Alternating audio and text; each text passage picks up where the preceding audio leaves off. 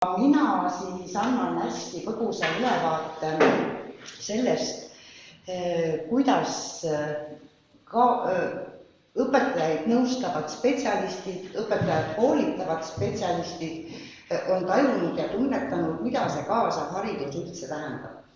Et nagu Margus Pedaste alguses ütles, kaasav haridus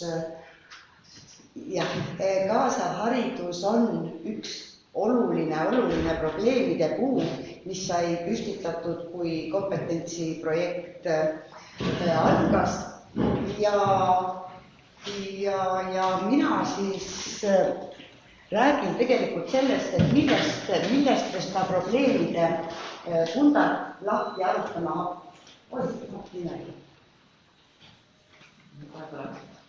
kohe tuleb, jah.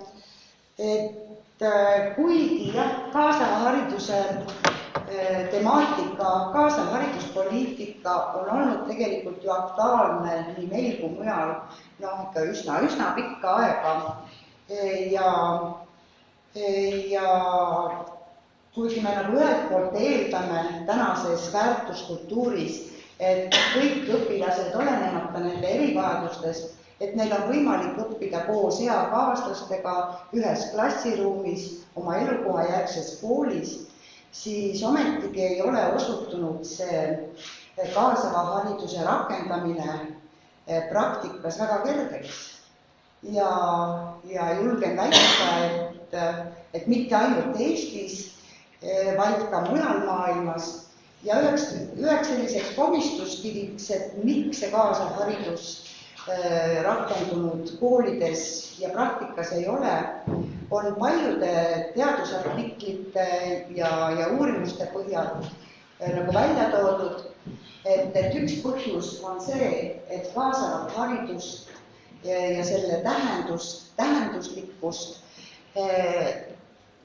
ei mõisteta ühtviisi ja seda siis nii erinevate riikide puhul, kui ka riigisiseselt erinevatel tasanditel on tõendatud, et kaasava hariduse mõiste, et see on nagu hästi keeruline aru saada ja seda on võimalik erinevalt tõlgendada. Kuigi jah, see mõiste on erinevates rahvusvahelistes dokumentides väga selgelt välja toodud, siis minu hämminguks tõepoolest isegi siin aastal 2021 olen ma leidnud teadusartikleid, kus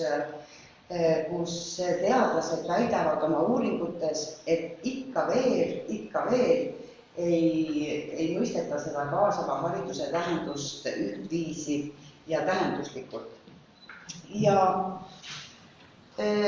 teisalt, miks see kaasava hariduse rakendamine tegelikult selline üsna keeruline on see, et see eeldab väga suurt teadmist, kuidas rakendada. Et ühest küljest me võime olla arusaamisel, et me tahaksime ja tuleks lapsi võimalikult palju koos õpetada, aga kuidas seda teha nii, et ta oleks kõikide õppijate jaoks tähenduslik, et see on nagu omaette probleemide pundat.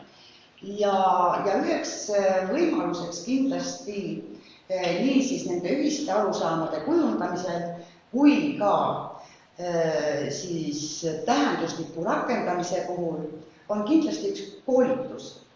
Ja kui me kompetentsiprojektiga alustasime, siis eesmärgiks sai seatud, et me peame Haridusinstituudis siis nii põhiõppes kui ka täiendusõppes viima sisse muutusi, et ajaga kaasas käia.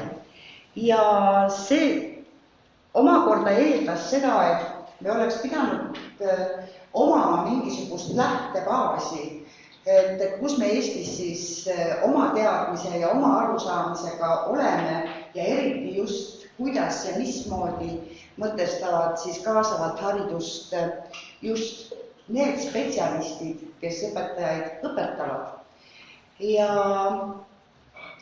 Ja sestap saigi siis otsida selles uurimuses, kõige esimeses uurimuses kaasava hariduse teemal, vastuseid küsimustele, et kuidas mõistavad erivajadustega laste toetamise valdkonna spetsialistid kaasavat haridust Eesti kontekstis ja milliseid tegureid nad peavad siis oluliseks, et kaasavat haridust klassiruumis tõhusalt rakendada. Me küsitlesime 15 niinimetatud spetsialisti, kes siis viisid läbi tol ajahetkel koolitust, nii baaskoolitust ülikoolis kui ka täienduskoolitust, aga kes ka siis nõustasid nii koole kui õpetajaid. Neid spetsialiste oli erinevatest Eesti nurkadest ja need spetsialistid olid siis ka nagu pisut erineva kogemusega, et 3 sellist põhikriteeriumit oli, millele nad pidid vähemalt 2 vastama, mida te siin slaidil näete. Ja me saime päris sellise laiapõhjalise ja erinevate vaadetega tulemused. Et millised need tulemused siis olid? Esimesele küsimusele vastuste analüüsil kumas läbi selline põhiprintsiip, mida kõik vastajad rõhutasid, et kõikidel õpilastel peab olema õigus ja võimalus võimete ning jõukohasele õppele.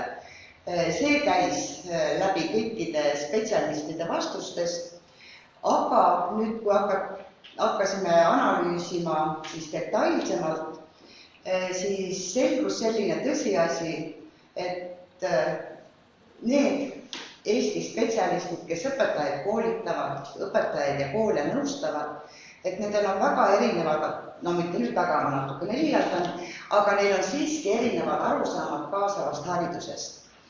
Ja tuli välja 2 kategooriat õppe tavakoolis erinevate võimalustega ja õppe olenemata koolitüübist. Ehk siis üks osa uuritavaid tõid väga selgelt välja selle, et kaasav haridus tähendab seda, et kõik õpilased olenemata nende erivajadusest õpivad tavakoolis. Kusjuures aga rõhutati sellist aspekti, et aga raskemad erivajadused ja eriti just need erivajadused, kes siis on juba ametlikult hariduslike erivajadustega õpilased, et nendel peaks looma tingimused eriklassides. Küll tavakoolis, aga eriklassis. Ja need spetsialistid siis nägid kaasamist võimalikuks ainult kergemate hariduslike erivajaduste puhul, ehk siis meie Eesti konteksti mõistes siis õpilastele, kes siis vajavad üldist tuge. Oli aga siiski ka spetsialiste, kes mõtestasid kaasavat haridust lahti laiemas aspektis, et ehk siis kõik õpilased ikkagi koos tavaklassis oma eakaaslastega, kus juures siis saavad vajalikku tuge kas rühmas või individuaalselt, aga et enamik ajast peaksid nad õppima tavaklassis. Ja rõhutati isegi sellist asjaolu, mis mulle endale nagu väga meeldis, et me võib-olla keskendume kaasava hariduse kontekstis liialt ainult hariduslike erivajadustega õppijatele. Et kaasav haridus on mõeldud kõikidele õppijatele, mitte teenima siis ainult hariduslike erivajadustega õppijate huve. Ja see on nüüd natukene minu interpretatsioon, aga võib-olla väga tihti ei mõtle sellele, mida tunnevad erivajadustega või puudega õppijad ise tegelikult, kui me räägime, et me hakkame nüüd teid kaasama. Ja ühiskonnas on ju hästi palju seda debatti, kas on puuetega õppijaid võimalik kaasata või ei ole võimalik kaasata. Tegelikult mulle väga meeldis see tsitaat, et kui üks ratastooli poiss ütles, et me ei taha olla kaasatud, me lihtsalt tahame kuuluda. ilma selle kaasamise sildita ja igasuguste puuete ja erivajaduste sildistamisega. Aga uuritavate seas siis oli ka selliseid spetsialiste, kes arvasid, et kaasamine tegelikult tähendab ka seda, kui õpilased õpivad erikoolides ja et ei oma tähtsust, millises koolis nad õpivad, peaasi, et on ligipääs haridusele ja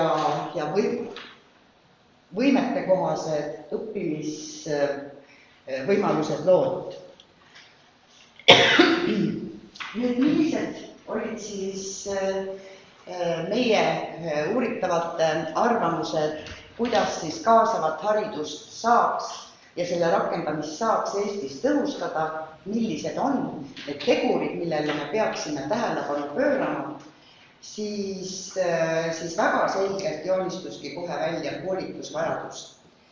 Ja eeskätt rõhutati siis õpetajate teadmisi ja oskusi ja esmaselt nähti siis vajadust, et õpetajad omaksid teadmisi hariduslike erivajadustega õppurite liikides ja kuidas siis eripedagoogiliste võtetega neid toetada.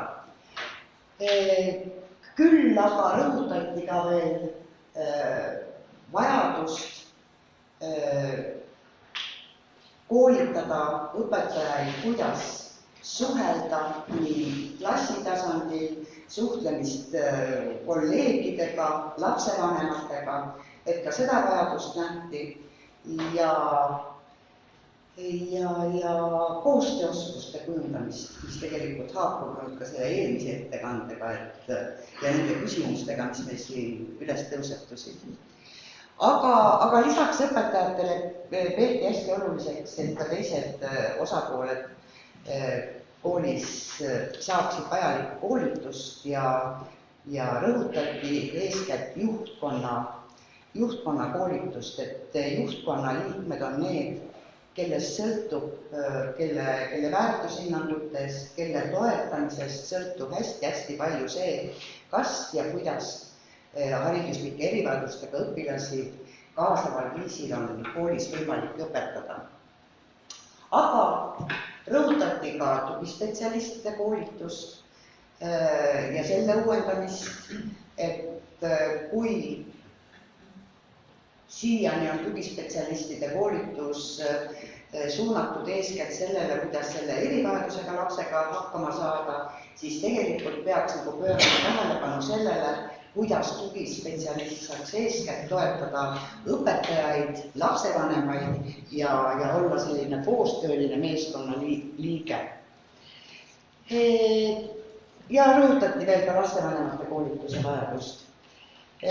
Ja mis puudutab siis koolitusvajadust, siis tõsteti esile ka seda, et peaks olema rohkem erinevaid koolitusvõimalusi, nii pikaajalisi koolitusvõimalusi koolimeeskondadele, kui siis konkreetsest õpetajast lähtuvaid koolitusi tulenevalt siis tema probleemist ja et see peaks olema nagu väga kaardistatud enne, milleks ja keda koolitada. Teisalt rõhutati ka seda, et jah, nagu me näeme, et tegelikult et spetsialistide arvamusest kumab ikkagi ka välja see, et õpetaja on võtmeisik, aga samas õpetaja vajab tuge ja toetust. Ja eeskätt siis jällegi juhtkonna poolt.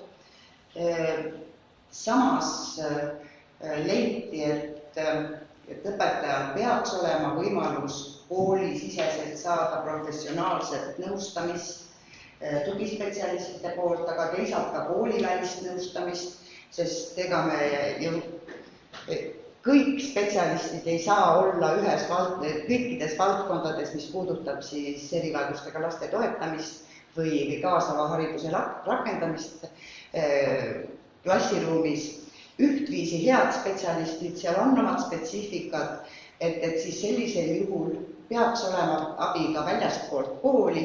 Meie mõistes siis praegusel hetkel Rajaleidjate keskustest, aga rõhutati ka siis mentorluse süsteemi loomist uutele õpetajatele, supervisiooni võimalusi ja loomulikult ka tunnustamist, et võib-olla pole piisavalt pööratud tähelepanu sellele nende õpetajate tunnustamisele, nende heade praktikate jagamisele, kes omavad siis häid tulemusi ja võiksid siis olla ka teistele eeskujuks. Aga loomulikult ei pääse kaasava hariduse teema puhul ei üle ega ümber ressurssidest. Esmalt ikkagi see inimressurss, mis on hästi oluline ja lisaks siis sellele, et me kõik teame tugispetsialistide puudusest, siiski väga palju rõhutati ka abiõpetajate rakendamise tõhusamat juurutamist riiklikul tasandil ja ka tugiisikute laialdasemat rakendamist vajadusel. Ressurssidena toodi välja veel ka õpikeskkond, et meie koolimajad ei ole ehitatud ja ei ole arvestatud sellega, et kaasava hariduse rakendamine vajab teistsuguseid kooliruume, väiksemaid klassiruume ja teistsuguseid materjale, õpikeskkonda. Aga ressursina, ja minu jaoks on nagu see hästi oluline, toodi välja ka õpetajate ajaline ressurss. Et kahtlemata, kui klassis on kas või üks erivajadusega, raskema erivajadusega õpilane, et siis see nõuab õpetajalt lisaaega tundide ettevalmistamiseks. Aga seda meie siis seadusandlus, hariduspoliitika ega ka võib-olla koolitasandil paljudes koolides seda niivõrd ei ole võimalik või siis teadmatusest ei arvestata ja toodi välja, et need õpetajad, kellel on erivajadusega lapsed klassis, raskema erivajadusega lapsed klassis, et nendele peaks, nende koormus, kontakttundide koormus nädalas peaks olema lühem, väiksem. Ja ma arvan, et see on üks hästi oluline mõjutegur, et õpetajatel ikka jagub seda indu ja jaksu selles raskes töös. Ja toodi ka välja seda, et ressursse võib-olla me alati ei kasuta õigesti. Et mis on siis nagu kasulikum, võtame kas või lapse seisukohast, et kui tugispetsialist teeb 2 nädalat nädalas individuaalset tööd lapsega, nopib erinevaid lapsi klassist välja või ta käib klassist klassi teatud tundidest ja toetab õpetajaid, jälgib seal, kes vajab abi, missugust abi, et olla siis õpetajale toeks. Ja kolmandaks selliseks oluliseks teguriks peeti ka koostööd. Ja sellest koostööst me oleme palju täna juba rääkinud, sellest ei saa üle ega ümber. Koostöö väga erinevate tasandite vahel ja sealhulgas siis ka koostöö ülikooli ja koolide vahel on üks hästi oluline tegur. Milliseid järeldusi me sellest uuringust saime siis nagu teha üldisel moel, et tegelikult on meil Eestis siiski vajadus kujundada ühtset arusaama kaasava hariduse tähendusest. Tuleb mõista, et kaasav haridus ja selle tähenduslik rakendamine on väga kompleksne. Et siin ei aita ainult, et me koolitame õpetajaid, kuidas erivajadusega lapsega toime tulla. Siin on nii palju erinevaid tegureid, mis on omavahel seotud ja ma julgen nagu öelda, et nad on omavahel nii seotud, et kui ma olen viinud läbi koolitust, siis ma olen alati selle probleemi ees, missuguses järjekorras ma räägin. Kui ma võtan selle ühe sellise teguri, siis selle ümber on juba jälle järgmised indikaatorid, millele peaks tähelepanu pöörama. Et selles mõttes ta on tõepoolest üks selline pusle, mida on võimalik kokku panna, ma arvan, aga mida on päris keeruline kokku panna. Ja kindlasti oleks meil vaja tõhustada nüüdisaegsete tõenduspõhistel uuringutel põhinevat kaasava hariduse koolitamist. Mul on nagu väga hea meel, et meil praeguseks hetkeks Eestis on päris suur rakukene Tartu Ülikooli juures juba moodustatud. Päris palju on uurima hakatud, on doktoriõppes inimesi, kes selle teemaga tegeleb, et siinkohal on nagu selline kerge lootuskiir, et me lihtsalt ei lahmi enam, vaid me suudame siiski jällegi tähenduslikumal viisil selle teemaga tegeleda ja õpetajaid ja koole toetada.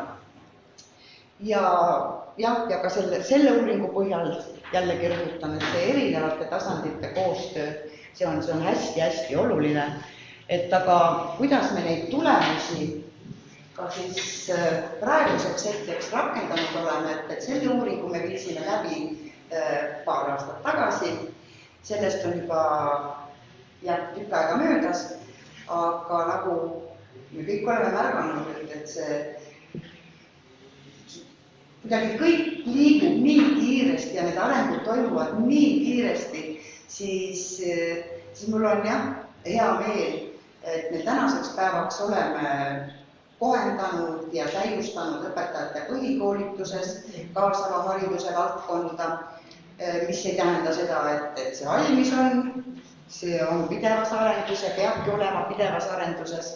Ühe teise projekti näol oleme me käivitanud siis pikaajalise täienduskoolitusprogrammi koolide meeskonnale, oleme töötanud välja eraldi sellised uued õppekavad, et tõesti tõhustada siis koostööd, koolisisest koostööd, teisalt siis ka koostööd läbi selle koolituse ülikoolide ja koolide vahel. Oleme avanud ka sellel aastal siis kaasava hariduse magistriõppe juba töötavatele õpetajatele, kes soovivad oma teadmisi täiendada. Ja mis puudutab nüüd seda koostööd, siis jällegi mul on küll nagu hea meel, et nendes tegevustes oleme me astunud suhteliselt ühte jalga Tallinna Ülikooliga ja viinud läbi ühiseid koolitusi, kaasanud ka väljaspool Eestit ülikoole, meil on tihedad sidemed nii Stavangeri kui Oslo ülikooliga, ja nii koostöös siis oma ülikoolidega Eesti-siseselt kui ka siis rahvusvaheliselt.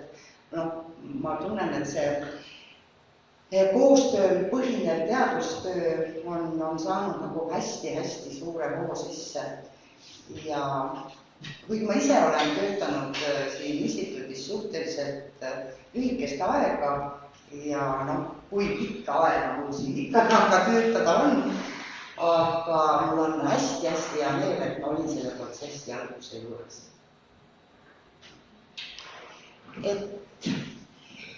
Ja sellest uuringust, millest ma rääkisin, on siis artikkel ilmunud ajakirjas EHA ja ma siinkohal tänan. Aitäh!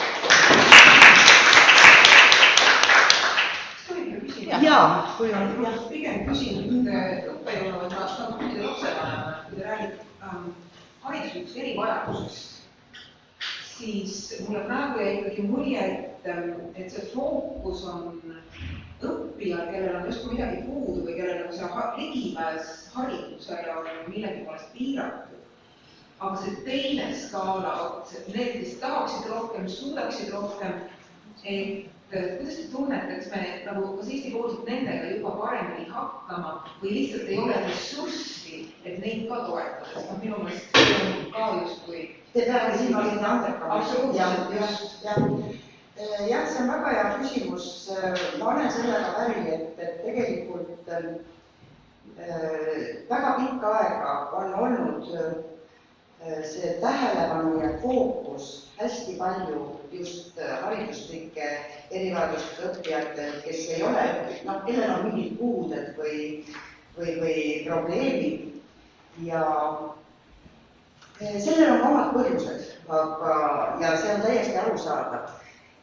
Aga ma ise loodan küll seda, et tänasel päeval, kui me räägime sellest kaasavast haridusest selles võtmes, et ta on mõeldud kõikide õppijate jaoks ja ta peaks tooma kasu kõikidele õppijatele, et siis ka koolitustel ei keskendu ainult, et me õpetame, kuidas koolid, õpetajad, koolimeeskonnad peaksid toime tulema nüüd siis selle konkreetse ametliku erivajadusega, vaid et kuidas kaasata kõiki ja kuidas arvestada kõikide huve, et see on nagu hästi oluline.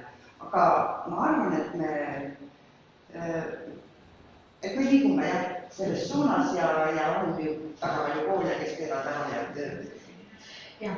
Ma hea meelega kommenteeriks ka, kuna minu esimese magistritöö teema just oli sellest andekusest. Tahaks öelda positiivsemalt, aga siiski ma ütleks, et pikk tee on veel minna. Ja kui rääkida kaasavas hariduses on see suur segadus mõiste üle, siis minu meelest ka selline andekuse mõiste on veel suurem segadus, ütleks, ja lisaks sellele, et mitte ainult segadus, vaid väga palju ka müüte ja selliseid mitte just kõige positiivsemaid emotsioone selle üle. Aga kui kes teine muudab, kui mitte ise. Aitäh!